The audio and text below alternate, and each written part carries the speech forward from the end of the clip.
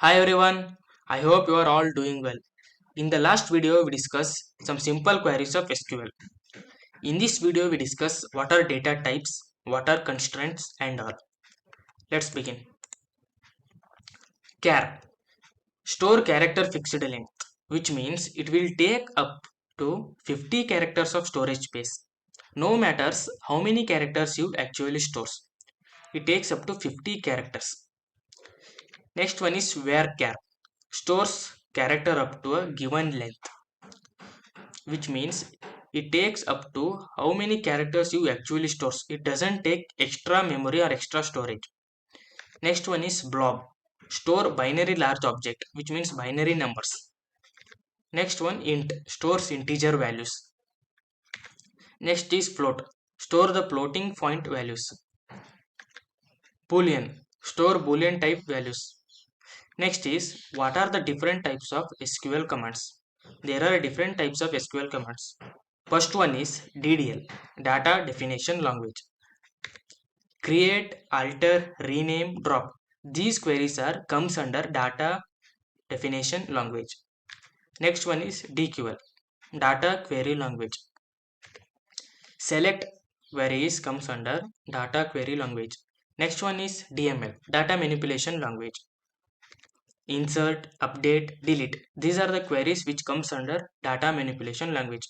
We mainly focus on these three SQL commands.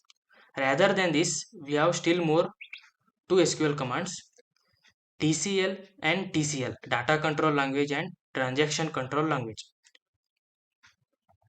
Next, we discuss on some related queries. Create database if not exist database name. This query is used when the database is not created, which means, for example, if you have database name called college, if you again create database name as college, doesn't works. That's why we use create database if not exists. Next one is drop database.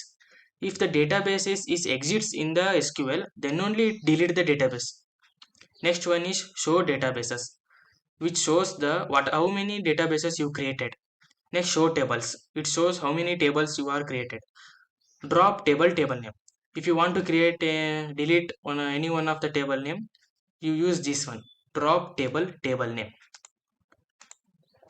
Next is constraints. What are constraints?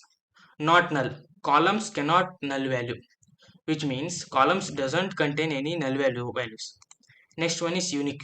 All values column are different. Next is primary key. It is column in table that uniquely identifies each row, which means only one primary key and it should not be null. Primary key must not be null.